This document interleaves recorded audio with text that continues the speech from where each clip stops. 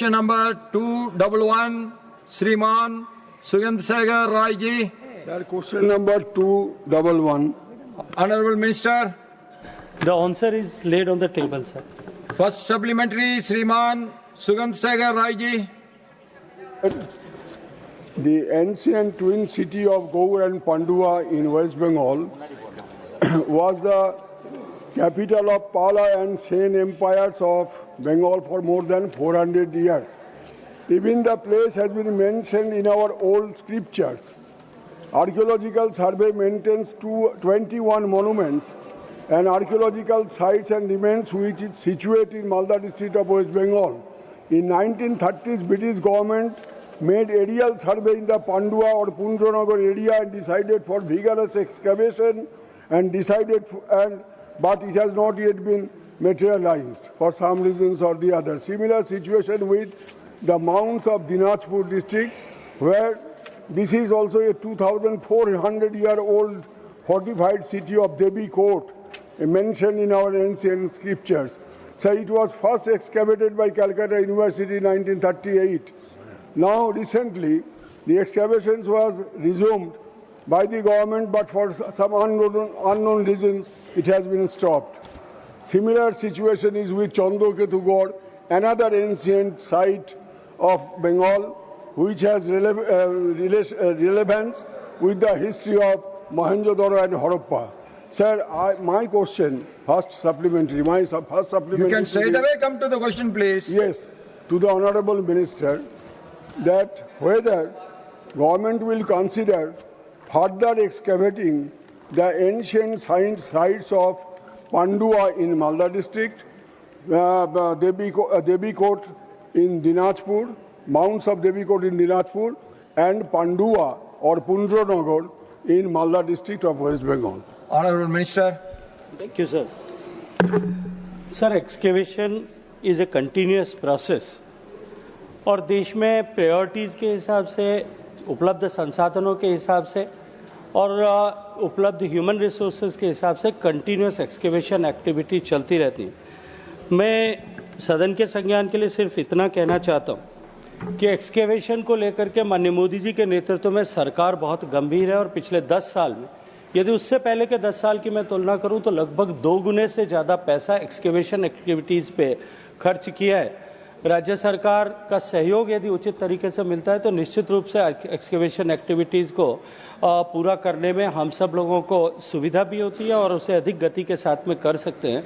लेकिन अभी वर्तमान में उस पर कब किया जाएगा, इस पर टिप्पणी करने के बजाय मैं ये कहूँगा कि एक्सकेवेशन एक्टिविटीज़ कंटिन्यूस प्रोसेस है और उस पर हम भी इस पर भी हम जो है समानांतर रूप से विचार करते हुए काम करें।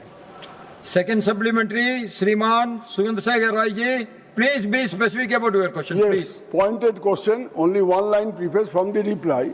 Out of 135 monuments and sites of national importance maintained by Archaeological Survey in West Bengal, only entry fee is charged in only 4 protected monuments and revenue earning was about 4 crores on an average per year during the past 3 years. My pointed question is that whether the government will consider charging of entry fees for some other sites too, so that maintenance cost is minimized through earnings from entry fee.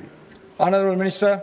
माननीय सभापति महोदय, मैं आपके माध्यम से सदस्य को अवगत कराना चाहता हूं कि कंजर्वेशन और मेंटेनेंस दोनों का एंट्री फीस से प्रत्यक्ष कोई संबंध नहीं, क्योंकि जितना भी एंट्री फीस कलेक्ट होता है वो सारा कंसोलिडेटेड फंड ऑफ इंडिया में जाता है। सारा कंजर्वेशन एंड मेंटेनेंस एक्टिविटीज जो है वो आर्कियोलॉजिकल सर्वे ऑफ इंडिया को या कल्चर मिनिस्ट्री को जो बजटरी एलोकेशन होता है उसके माध्यम से होता है, इसलिए प्रत्यक्ष रूप से एंट्री फीस का इससे कोई संबंध नहीं है। जहां तक कंजर्वेशन एक्टिविटीज का प्रश्न है, देश में कंजर्वेशन एक्टिविटीज में पिछले 10 साल में यदि मैं बात करूं तो बहुत गंभीरता के साथ में काम हुआ है। जहां 4 से 14 तक केवल इस मद में 1310 करोड़ रुपया खर्च हुआ था, वहां पिछले 10 साल में ये खर्च बढ़कर के 3713 करोड़ रुपए हुआ है। मैं ये नहीं कहूँगा कि हम 100% सारा कंजर्वेशन एक्टिविटीज़ पे जितनी आवश्यकता उतना कर पाते हैं, लेकिन फिर भी इसको लेकर के एक बहुत रुझान और पॉजिटिव एप्टीट्यूड जो है पूरे देश भर में देखने को मिला है। हमने जो है अब इस तरह से कि देश के कॉरपोरेट सेक्टर इसमें साथ में जुड़े, इसको लेकर के भी योजना शुरू की और उस पर भी बहुत पॉजिटिव रिस्पांस जो है हमको मिला है। एनसीएफ के माध्यम से भी कंजर्वेशन एक्टिविटीज़ को हम प्रायोरिटाइज करते हैं और मैं विश्वास के साथ में इतना अवश्य कह सकता हूं कि कंजर्वेशन की गतिविधियों को हम आवश्यकता और उपलब्ध संसाधनों के आधार पर प्राथमिकता के साथ में पूरा करें। Third supplementary, Dr. John Britas. Thank you, sir. Sir, the minister talked about the preservation of sites of cultural sites.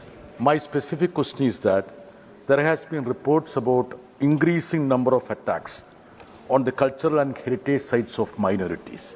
And also, there has been demands that even the Taj Mahal's name should be changed to Tejo Mahalaya. Has the minister taken note of this increased number of attacks on the heritage sites of minorities, and also this calls for change of name of Taj Mahal by certain organization, and what is the stand of this government? Either this such type of reports, because law and order and other things, security and safety, primarily are the subject of the state government, so they doesn't come to us, and there is no such idea of changing any name is under consideration of the ministry. Fourth supplementary, Shriman Ghulam Ali ji. शुक्रिया chairman sir. हम prime minister साहब के, मोदी जी के और cultural ministry के बहुत मशकूर हैं कि जम्मू कश्मीर में जो एएसआई के द्वारा प्रोटेक्टेड मॉन्यूमेंट्स हैं उनकी देखरेख और बहुत अच्छे तरीके से चल रहा है। मैं माननीय मिनिस्टर का मैं ध्यान हमारे जम्मू प्रांत में Please be specific about your question, please. SMGS एक पुराना महाराजा गुलाब सिंह जी का अस्पताल है कि जो जम्मू प्रांत पूरे को बच्चों के लिए और गायनी के लिए स्पेशलाइज्ड है, और इसके साथ एक रणवीर स्कूल है। दोनों ये पुरानी बिल्डिंगें हैं जो कि 1872 में महाराजा रणवीर सिंह जी के टाइम की बनी है।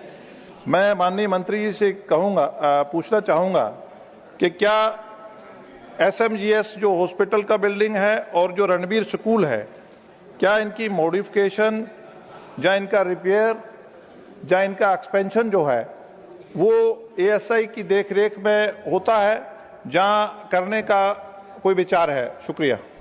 Honorable Minister. माननीय सभापति महोदय, मैं संरक्षण चाहूँगा। प्रश्न बंगाल से संबद्ध है, लेकिन माननीय सदस्य ने जम्मू एंड कश्मीर के दो विशेष जो है मॉन्यूमेंट्स या दो विशेष पुरानी बिल्डिंग्स के रखरखाव के विषय में बात की है। मॉडिफिकेशन तो ASI कभी कर नहीं सकती, क्योंकि हम तो धरोहर को ठीक उसी तरह से जैसी धरोहर थी, ऐतिहासिक रूप से जिस स्थिति में थी जब वो नोटिफाइड मॉन्यूमेंट बनाए, मैं स्पेसिफिक आपने जिनके विषय में चर्चा की है उसके इतर भी जनरल प्रिंसिपल्स की बात कर रहा हूँ, उस पे हम किसी भी तरह का मॉडिफिकेशन हम न तो करते हैं न अलाउ करते हैं। इवन एज पर अमसार एक्ट, ये एक्ट का पार्ट है कि उसके 100 मीटर रेडियस में भी हम प्रोहिबिटेड एरिया मानते हुए वहाँ रेगुलेट करते हैं कि हम वहाँ किसी भी तरह का अनऑथराइज कंस्ट्रक्शन न हो, और यहाँ तक कि जो है वहाँ किसी भी तरह का रिपेयर एंड मेंटेनेंस भी अगर होता है तो उसको भी सरकार की परमिशन और ASI के द्वारा NOC प्राप्त करके किया जाए। Beyond that prohibited area further 200 metres as per act जो है वो रेगुलेटेड एरिया है, जिसमें हम परमिशन के बाद में इस तरह के जो है कंस्ट्रक्शंस को अलाउ करते हैं, मॉडिफिकेशंस को अलाउ करते हैं। इसलिए किसी भी मॉन्यूमेंट का मॉडिफिकेशन हो या उसका मॉडर्नाइजेशन हो, ये कतई ASI में परमिसेबल भी नहीं है और संभव भी नहीं है।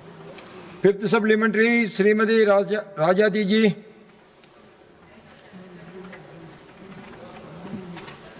What measures have the union government taken to support the rich history of Tamil people, including publication of Keladi report and funding for preservation and showcase of this rich urban civilization, sir? Thank you. माननीय सभापति महोदय, इस प्रश्न का जवाब मैं पहले भी इस सदन में दे चुका हूँ। किलाड़ी पर जो आर्कियोलॉजिकल एक्सकेवेशन हुआ था, उस एक्सकेवेशन की एक्सकेवेटर ने अपनी रिपोर्ट प्रस्तुत की थी पब्लिकेशन के लिए। जो तय परंपरा है, जो प्रचलित परंपरा है और विश्व भर में सब जगह जो प्रचलित परंपरा है, उस रिपोर्ट को एनालाइज करने के लिए एक एक्सपर्ट कमेटी ने बैठ करके उस पर बात की थी। एक्सपर्ट कमेटी ने उस रिपोर्ट में बहुत सारी कमियों को, जो टेक्निकल का भी कमियां थी, प्रोसीजरल लैप्स भी थे, उन सबको उद्घाटित किया था और उन सबको वापस जो है एक्सकेवेटर्स को भेजा था कि एक बार फिर जो है इसको इस दृष्टिकोण से पुनः जो है वापस तय किया जाना चाहिए। उसकी रिपोर्ट अभी आनी शेष है। एक बार आने के बाद में ही उस पर तय प्रक्रिया और मापदंडों के अनुरूप उसको पब्लिश किया जा सकेगा।